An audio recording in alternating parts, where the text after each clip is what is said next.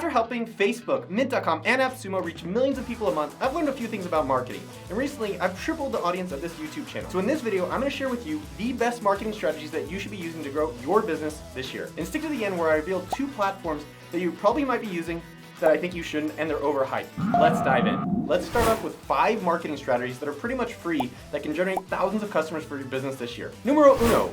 Online marketplaces. So if you are selling any kind of product, you should be leveraging the power of online marketplace. Think about it this way. Another company, hello company, they've spent millions and billions of dollars in marketing to attract customers that are interested in your type of product. And most of the time, they only take a small, tiny percentage of the sales. That is a really good deal. Let me show you a few examples to get you inspired. First off is AppSumo.com Marketplace. This is a company I started to promote awesome deals on software. So we've actually opened up a marketplace so anyone can list books, courses, or software for other entrepreneurs. Just in the last month, we've paid out over $1 million so far to entrepreneurs. So if you have a product like that, go and list it on AppSumo Marketplace. Next up is the Facebook Marketplace. Yes, I know boomers just like myself are still using it, but there's millions and billions of people on Facebook, and you can literally start any kind of business you want on the Facebook Marketplace. You don't need a website. Heck, you don't even need a product. I actually sold an office that you put in your backyard. I listed it on Facebook. People started hitting me up, and I was like, oh, this is an interesting business. In the description below, you can actually check out that video. But I highly recommend if you have a service, if you have a product, if you have consulting, whatever it is, I would check out listing it on Facebook Marketplace and see what happens. So next up is OpenSea. So if you're a nerd and you're into NFTs and crypto and stuff like that, they are the largest marketplace for NFTs. So I highly recommend it. If you are an artist, if you're a creative, if you're a musician, go and think about how I can start putting things on the OpenSea Marketplace. There are people searching all the time for digital goods. If you want to learn more about NFTs, I actually talked to the founder of OpenSea.io. We'll have a link in the description below, plus maybe on the screen we'll link to it so you can check it out for yourself. So a few takeaways from these marketplaces. Numero uno, go deal drugs at the party. Okay, I know my mom watches these videos and I don't do drugs, but so many people are like trying to create their own party and invite everyone over to there. Why don't you just go over to where everyone already is and just bring the item that you actually want to distribute there? It's a lot easier. Secondly, there are gazillion marketplaces out there for every single industry you can imagine. It is unbelievable. So just go find the right one and sell whatever product or service you want there. And if you can't find a marketplace that fits your niche, maybe you should actually start that marketplace. Before we go into my next favorite marketing strategy for this year, if you could hit that like button, that would be amazing. It really helps the channel and it helps this video get discovered by more gorgeous people just like you who are trying to grow their business. Number 2, tools and templates. So the strategy behind this is build free, affordable tools that bring potential paying customers into your business. So think about something that's annoying the hell out of you and build a simple solution for it. So let me give you a few tools that we've actually done at AppSumo.com to bring new customers into our ecosystem. So we built SendFox.com, affordable email marketing, KingSumo.com, which is a giveaway tool so anyone can run giveaways. It's software that we run it ourselves, as well as TidyCal.com, which is the most simple scheduling tool available online. So let me walk you through TidyCal just as an example. This is a product that David and the AppSumo Originals team wanted to build. The intention of it was, how do we get people to come and buy this and join the AppSumo ecosystem?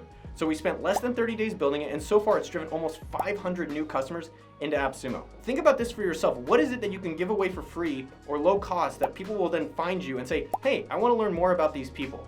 Let me give you 2 more examples of simple tools that people are using to get more customers. First off is my boy Thomas Frank. So Thomas Frank is a super popular YouTuber and he's really in love with Notion. I'm not a huge Notion fan, but what he did, which is really clever, is he gives away free Notion templates. So if you even search Google, he's one of the top results. And when you come to his website just like this, you say, get this template for free. And at the bottom, you can either give him your email address, so now he has a new potential customer to buy other products, or maybe no thanks and just give me the template. I really like that he took something he already used and liked, and now he just gives it away for free. Another example is one of my very best friends, Neville Medora from copywritingcourse.com with 2 C's. He created a product pricing calculator. So the question is, how much do you want to make? So I want to make $100,000 in 12 months. Show me how much to charge. Oh, cool. I need to sell this many products to this many people. It's got a lot of really interesting information about, oh, how much should I be charging for my product if I want to make a certain amount of money?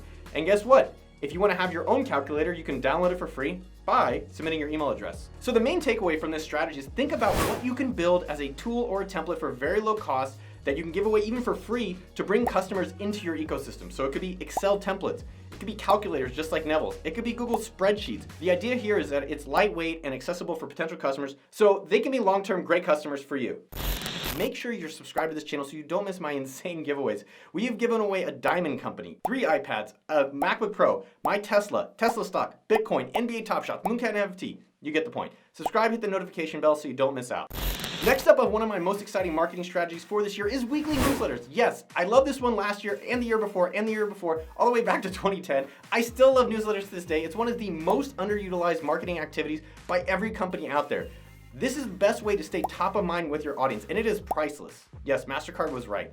Newsletters literally are the few ways you can truly own your audience. Think about Clubhouse. No, you don't got them. Think about Instagram. Nope, they own them. This is the main way you can keep an audience and interact with them at scale. So just to give you an example, every week at okdort.com, my newsletter, make sure you're subscribed, we see a 20 to 30% open rate and a 5% click rate. More importantly than that, it keeps me and our content fresh for gorgeous audiences just like you. This past year, we've actually seen an insane amount of newsletters with Substack.com as well as Twitter.com acquiring review. So the newsletter trend is just getting going.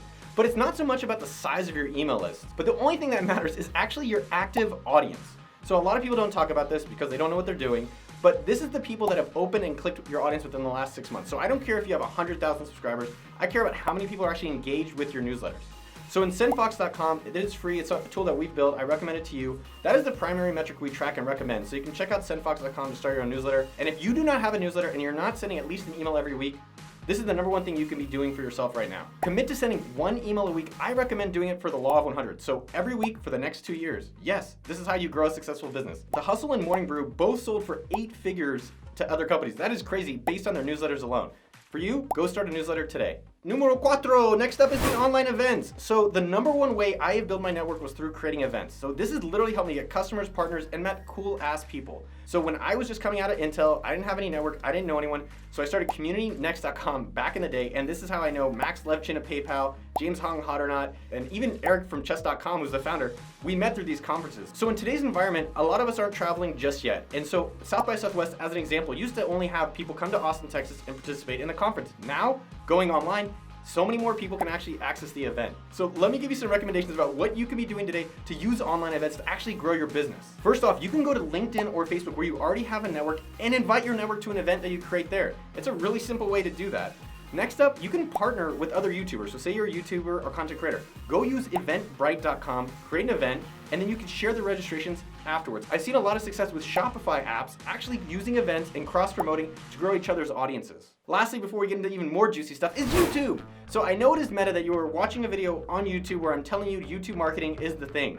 It's the Matrix, baby. So if you've been subscribed to this channel, you know that I am personally going all in on YouTube over the last 12 months. And honestly, it is just the beginning. So it is not too late for you to get started. YouTube is the biggest marketing opportunity that I think companies are sleeping on today. So why do I think you should start YouTube no matter what business? Number one, they bring you an audience, AKA potential customers, for free. That's my favorite word, free. And on top of that, they can even pay you ad revenue as you get bigger. Plus, they host your videos for free. You don't have to pay for that. Really? This exists? So they are also one of the largest search engines in the world. Most of the time now when I have a problem, I go to YouTube and just look for the solution. I will say it does take effort to run a YouTube channel, but it is the best opportunity. I'm gonna tell you some ways that you can do it so it's actually not a lot of work. And the audience on YouTube, just like yourself, you're amazing. I love you, dog. You may be thinking about other marketing channels. Oh, podcasting. Everyone did podcasting back in the day. Nope. I have tried podcasting and growing a podcast channel for over 2 years, and unless you have an existing audience, it is nearly impossible to grow a podcast audience unless you're NPR. Number two, blogging. Let me go do blogging. Let me just ask you a question. I asked this a few weeks ago in office hours. How often have you read a blog post this week? Maybe one. It's more likely you actually watched a YouTube video, saw something on Instagram, or you read a newsletter. That's my point exactly. And lastly is Instagram. So it is good luck getting that audience big, which may or may not actually happen, but to actually get them to become a customer of yours, good luck. If you want to see how I've personally invested over $200,000 of my own money to grow our YouTube channel last year, go watch this video, and after you're done, come right back. So now you've got an audience, but you actually want to make them customers for life. So I'm going to show you 2 things to build deeper relationships with your customers. So number 1 thing to engage your audience is communities. Your audience wants to hear from you, so go talk to them. You know when you go to a restaurant, they're like, oh, hey, Hector. Oh, hey, Karen. Oh, you're a regular. Do you want that one white wine you always get? Oh, yeah, thanks, Karen. It's a nice feeling. I'm sure you guys know that. That's the same with your audience online through whatever business you have. And I've been growing our okdort.com online community over the past 10 plus years. So personally, I use Facebook and Slack. So I love Slack and I hate Facebook. If you go to okdort.com/underdogs, you can actually apply to get in our private VIP Slack group. It's not a mastermind, we don't sell you anything, but it is an intimate group of people helping each other, and it's a community for people within my audience. If you want the larger group that's easier to get into, that's okdort.com/group, which is on Facebook. So for me, I love the Slack group because all these different people in there are taking action and helping each other. On the Facebook group, it's a little less organized, but it's a bigger audience. I don't like it because at the end of the day, Facebook controls that and they can do whatever the hell they want. If you're looking to actually create your own private group, circle.so is amazing. I'm actually an investor in those guys. I really am excited about what they do. But one thing I have to warn you is that it is so hard to get people off platform. We've built our own custom community software. No one came. We just went right back to Facebook at the time. I would actually recommend starting with a WhatsApp group or with a Slack group to start really just engaging your community. And guess what? These types of groups are amazing for you to sell your services, buy other services, and really just help each other live great lives. All right, next up to engaging your audience is live streaming. This feels like I'm back in 1999. One of my favorite absolute things in the world is doing live office hours with you beautiful people every single Friday. So make sure you subscribe, hit the notification bell so you do not miss our next one. This is a super fun way to get to know you, help you, where I do Q&As, I interview, and people are able to join in from all over the world. My mom's always amazed. Noah, the people are turning in from Turkey. How do they find you? And it's just an amazing, fun way to create a deeper relationship with your audience. So there's a few platforms I can talk about. Number one is StreamYard.com. They make it super easy to bring on a guest, share screens, banners. It's really the easiest thing out there. I've tried a lot of them. Plus, you can stream to YouTube, Facebook, and LinkedIn. There's also Restream and Ecamm. They're a little bit more complicated. I've tried them, but I've gone back to StreamYard.com because I just need something that works and is easy to use. So just to be clear, streaming is not the best way to grow your audience. We have seen that within ours where it doesn't actually grow our channel in terms of the number of subscribers, but the amount of people that come, engage with each other, have fun every Friday, has been an amazing experience. Another question you might be thinking is, what format should I use in my live streaming? So I usually do AMAs, where normally people come on and we do an AMA and they ask me different questions and it's really easy. You can also do live interviews with special guests. Like I brought on a guy who bought a LeBron James NFT card, or behind the scenes where I can show you my YouTube analytics or how we make decisions at appsumo.com. Main lesson that I've learned from weekly office hours is just figuring out the right format that you enjoy as well as the audience wants to come. When we started our weekly office hours, I did a variety show where we had like musicians and guitars and magicians and all this kind of stuff, and it was really fun. But your audience, you're looking how to start and grow a business at the end of the day, and that is the material that we've moved to. So now we do a live office hours where it talks about mostly business and I answer your questions.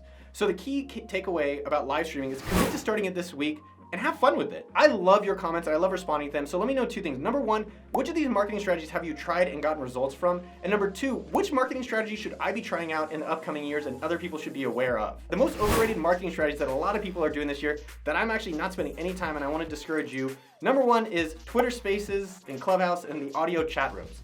So my buddy Justin Kahn, he is big on Clubhouse. Clubhouse is going to be bigger than Twitter. It's going to be fucking huge. I still think there's a long room to grow from it. So just hear me out. So Clubhouse is super tech focused and early adopters, and people are spending a lot of time on the platform. And I think it's pretty interesting. But from a marketing perspective, no. So the real benefit that's cool about these is you can hop in a room and listen to interesting people. But why I'm cautious as a marketer is that you have zero access to your audience. And the connection to your audience is so much lighter than a direct connection on your own podcast. Maybe if you can get in a chat room and someone's famous is there and you could have a call to action in that chat, it could be worthwhile, but I still think it has some time to go. Second up, I think is way overhyped, is TikTok. So the app is literally optimized to waste time. So there is a ton of great content on TikTok and there are a lot of large accounts on TikTok, but I actually don't think the followers on TikTok are quality from what I've seen transitioning into real customers after talking to a lot of people out there. Secondly, the type of content on TikTok that's popular isn't something that most brands can actually replicate, like doing dance videos, taking off their clothes, trying to give this advice.